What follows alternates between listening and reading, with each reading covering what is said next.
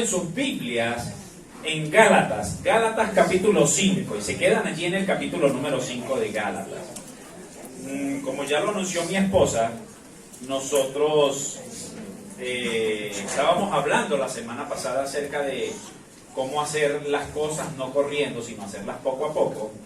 Y dentro de eso que hablamos apareció una palabra bien interesante allí, que es la palabra longanimidad. Y longanimidad no es otra cosa que largura de ánimo. Una persona que tiene un ánimo largo, es capaz de perseverar, pero sobre todo en la paciencia. Y es por eso que longanimidad es una mezcla perfecta de paciencia y también de poder. Oramos. Señor, gracias por tu palabra. Gracias porque nos amas y gracias porque tú hablas a nuestras vidas de una manera especial. Pedimos que hoy tu palabra santa no solo llegue a nuestros oídos, a nuestra mente, a nuestro corazón, sino que también llegue a nuestra actitud y a nuestra manera de conducirnos cada día, Señor. Gracias porque tú nos amas. Gracias porque tú nos bendices y gracias porque tú estás íntimamente interesado en cada uno de nosotros, Padre. Ayúdanos a entender tu propósito para nuestras vidas y ayúdanos a actuar de acuerdo a lo que tú quieres para nuestras vidas, siendo mejores personas, mejores ciudadanos de esta patria, pero por encima de todo, mejores ciudadanos del cielo, Señor. Gracias te damos, en el glorioso nombre de Jesucristo. Amén y amén. Mis hermanos, cuando hablamos de longanimidad, hablamos de algo bien importante y es de lo siguiente, que la longanimidad se relaciona con las siguientes cualidades que le quiero enumerar. Cuando usted habla de longanimidad, está hablando de las siguientes cualidades: perseverancia, fortaleza, paciencia, tolerancia, generosidad, pero por encima de todo, optimismo a pesar de las circunstancias adversas. Optimismo aunque las cosas no estén a nuestro favor. Y cuando seguimos hablando un poco acerca de la longanimidad, vemos que la longanimidad no es una palabra común en nuestra cultura. Usted no le va a decir a otra persona, pero pídele a Dios longanimidad, o qué persona tan falta de longanimidad, o no estás utilizando tu longanimidad, ¿verdad que uno no suele utilizar esa palabra? Es más, estoy casi seguro que para muchos de ustedes la palabra longanimidad es primera vez que usted la escucha, ciertamente, ¿verdad? Bueno, pues déjeme decirle que de acuerdo a la Biblia, la longanimidad es una virtud que se hace necesaria en el mundo de hoy. Es una virtud que se hace necesaria hoy más que nunca. ¿Y saben por qué se hace tan necesaria? Una vez que les dije más o menos lo que significa la palabra longanimidad, es por lo siguiente: es porque vivimos en un mundo lleno de impaciencia, lleno de intolerancia, un mundo que es hiperinsensible, un mundo que está lleno de ira, está lleno de impulsividad, y eso, mi querido hermano, le trae retraso a una persona en su vida y por consecuencia le trae problemas a una nación. Cuando yo estuve estudiando un poco esta palabra, la palabra longanimidad, debo decirles que delante de la presencia de Dios sentí que yo necesito longanimidad en mi vida. Y sea la voluntad de Dios que usted como hija y como hijo de Dios pueda decir: Señor, yo quiero ser una persona con longanimidad. Ahora bien, mis hermanos, vayamos al texto bíblico, que es la palabra de Dios, en Gálatas capítulo 5. Y vamos a leer desde el versículo número 16 hasta el versículo número 21 primeramente. Vamos a leer ese pasaje aquí. Vean cómo dice Gálatas capítulo 5, desde el versículo 16 hasta el versículo número 21. Dice la palabra del Señor de la siguiente manera: digo pues, vivan según el Espíritu y no satisfagan los deseos de la carne, porque el deseo de la carne se opone al Espíritu y el Espíritu se opone a la carne, y estos se oponen entre sí, para que ustedes no hagan lo que quieren hacer. Pero si ustedes son guiados por el Espíritu, no están ya sujetos a la ley. Las obras de la carne se manifiestan, vean la lista: en adulterio, fornicación, inmundicia, lascivia, idolatría, hechicería, enemistades, pleitos, celos, iras, contiendas, diserciones, herejías, envidias, homicidios, borracheras, orgías y cosas semejantes a estas. Acerca de ellas les advierto lo siguiente, como ya antes se los he dicho, que los que practican tales cosas no heredarán el reino de Dios. Hermanos, ¿saben qué sucedió en mi vida y sigue sucediendo cada vez que yo leo estos versículos de la Biblia? Sobre todo esa lista que está allí. Hermanos, me siento el más miserable pecador. ¿Y saben por qué? Porque cuando usted se ve en este espejo, usted va a encontrar que usted a lo mejor o está cometiendo uno de estos pecados o lo ha cometido. A lo mejor usted fue un adúltero o adúltera, fue un fornicario o fue una fornicaria, quizás usted fue un mentiroso, a lo mejor usted se ha emborrachado muchas veces o se ha emborrachado en el caso de las mujeres. Quizás usted ha sido idólatra, quizás usted es una persona con celos, con ira, con contienda, a lo mejor usted es una persona que le gusta buscar pleito. Y cuando nos vemos en este espejo, inevitablemente debemos decirle al Señor, Señor, soy un vil pecador, necesito tu ayuda, Señor. ¿Sabes qué necesita usted? La longanimidad de Dios. Y cuando yo leo allí, mis hermanos, y me veo reflejado en ese espejo, ¿saben qué noto? Que soy un vil pecador delante de Dios. Yo no sé si usted se va a ver o se seguirá viendo en este espejo. Lo importante es que se siga viendo en este espejo y que usted le diga al Señor, Señor, necesito ayuda, necesito ayuda. ¿Saben qué le dicen a los alcohólicos cuando entran a Alcohólicos Anónimos? El primer requisito, debes aceptar que tienes un problema. Hermanos, y los alcohólicos, ¿sabían ustedes que nunca se curan? Cuando usted le pregunta a un alcohólico, de acuerdo a la filosofía de Alcohólicos Anónimos, hermanos, ellos dicen que todos los días es una lucha. Ellos dicen, hoy sigo siendo alcohólico, mañana no lo sé. Y así van, y van. Y esa es la filosofía. Y muchos, bueno, logran superar el alcohol. Pero cuando vamos a la palabra de Dios, Dios quiere que tú superes los designios de la carne. ¿Y sabe qué dice allí? Que hay una lucha encarnizada entre el espíritu y entre la carne. Una vez escuché una predicación de un gran hombre de Dios llamado Adrian Rogers, y dice que en la vida de los cristianos hay dentro de sí, hay como una pelea de perros. Y dice, y le preguntaban a Adrian Rogers, ¿cómo es eso? Una pelea de perros. Y él decía, sí, una pelea de perros. Hay un perro blanco que simboliza el espíritu y está el perro negro que simboliza la carne. Y le preguntaban, pastor, ¿y quién gana? Bueno, gana al perro que usted alimenta más. Ahora, ¿a quién está usted alimentando más? ¿Al perro negro o al perro blanco? Está alimentando más los designios de la carne. Si ven lo que dice allí la palabra de Dios, los designios de la carne: fornicación, borracheras, herejías, adulterio, iras, celo, contiendas, pleitos, y pare usted de contar, entre muchas otras cosas. Y cuando nos vemos en ese espejo, indudablemente tenemos que decirle al Señor, Señor, necesito tu ayuda. Naturalmente el hombre está caído y necesita la ayuda de Dios. ¿Saben por qué? Porque los seres humanos somos egoístas. ¿Saben por qué? Porque a los seres humanos les gusta vivir según la carne. Y la cura para esta falla es el Espíritu de Dios en nuestra vida. Ahora, mi hermano, no es todo malo en esta historia. Leamos 2 versículos más. Versículos 22 y 23. De allí de Gálatas capítulo 5, versículos 22 y 23. Cuando usted lee la palabra de Dios allí dice lo siguiente: pero, ese pero es muy importante, mis hermanos.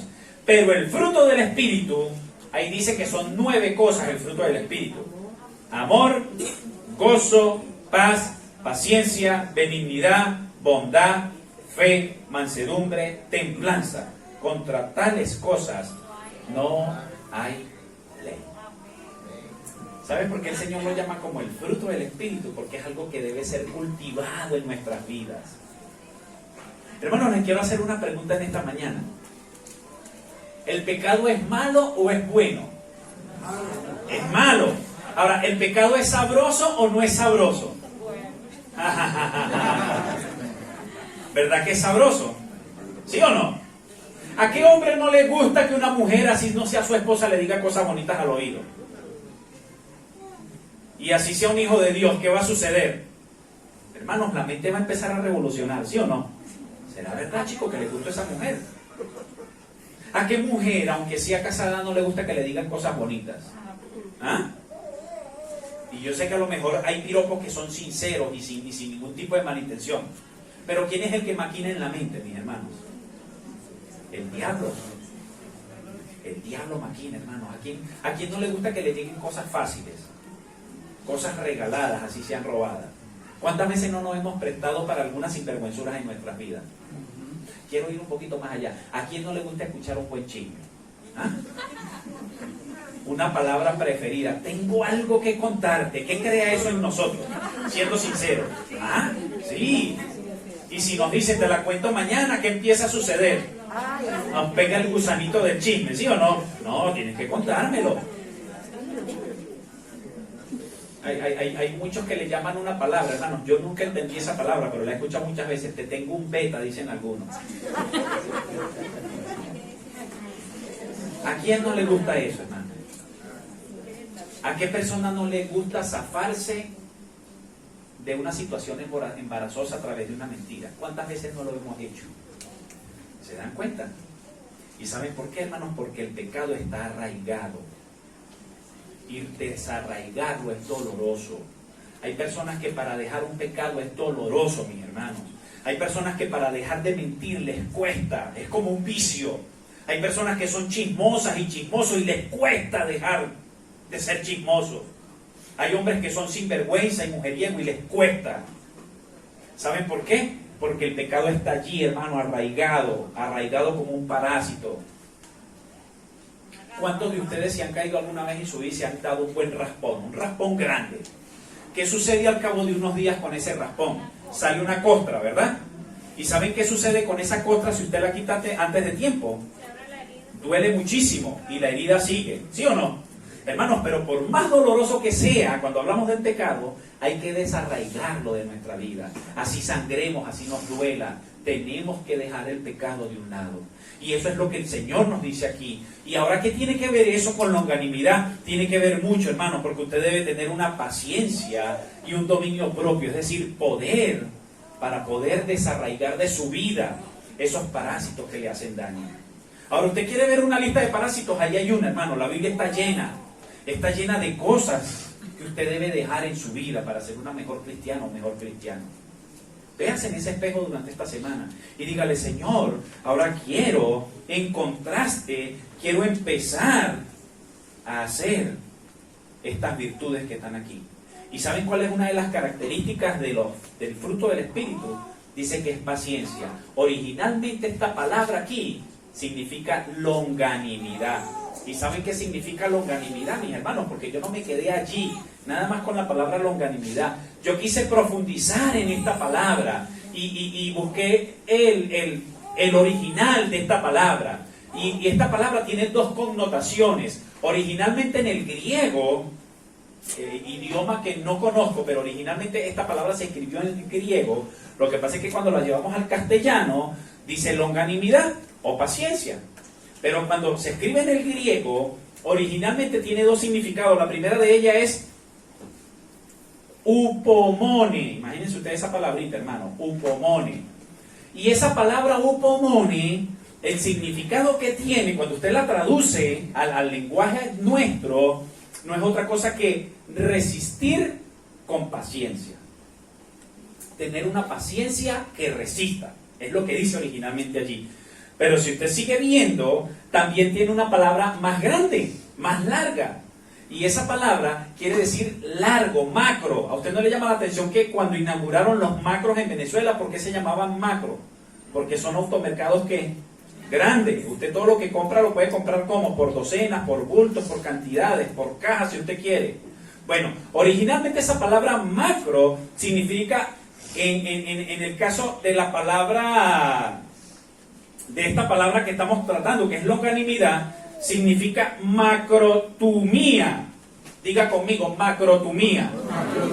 Bueno, esa palabra macrotumía, mis hermanos, que es originalmente longanimidad, es paciencia, es tener un temperamento largo, es decir, tener una paciencia inagotable. El opuesto a esta palabra es tener un temperamento corto.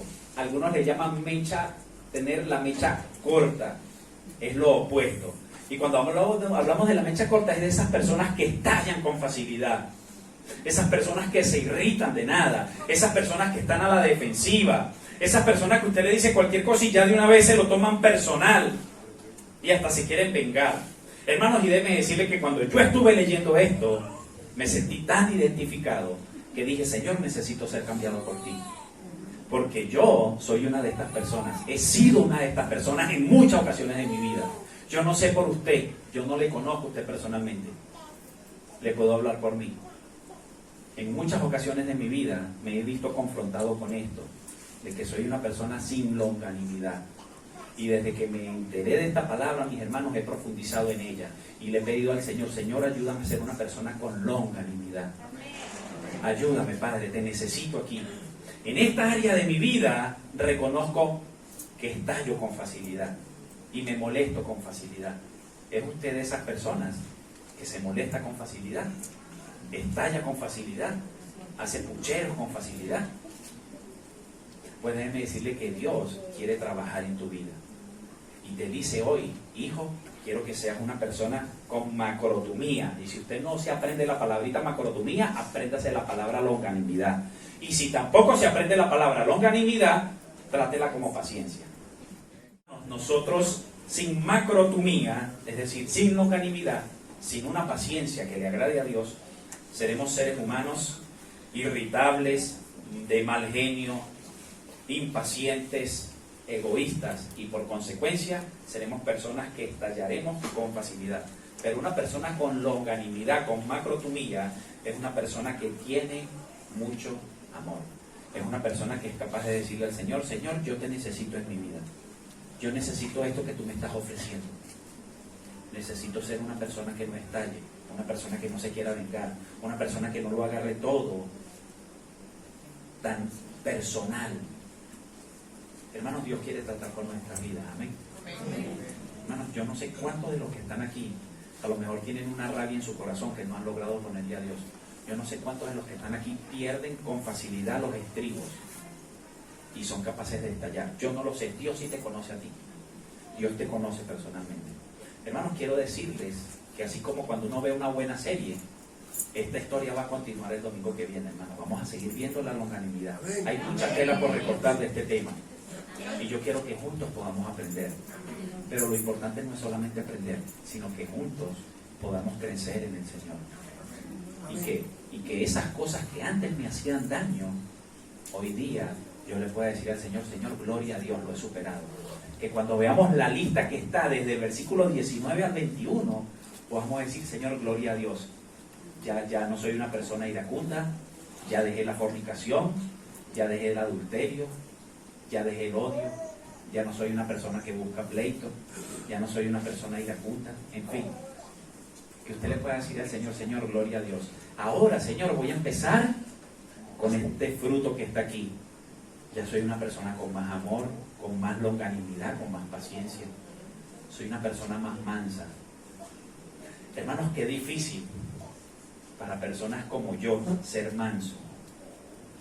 Pero tengo que pedirle al Señor mansedumbre. Qué difícil a lo mejor para personas como ustedes tener la boca cerrada cuando tienen que cerrarla. Qué difícil muchas veces, hermanos, se nos hace. Pero les digo algo, con la ayuda del Señor lo podemos lograr. Amén. Lo podemos lograr, hermanos, por más que nos duela. Hay cosas que dejarlas duele, pero después de un tiempo son una bendición. Amén. Hermanos, dice la palabra de Dios que en la justicia de Dios no obra la justicia del hombre. Lo que quiere decir esto es que en tu injusticia no obra la benevolencia y la justicia de Dios. Pero cuando tú haces las cosas de acuerdo a la voluntad de Dios, es allí donde Dios empieza a obrar en nuestras vidas. Dejémosle a Dios obrar en nuestras vidas.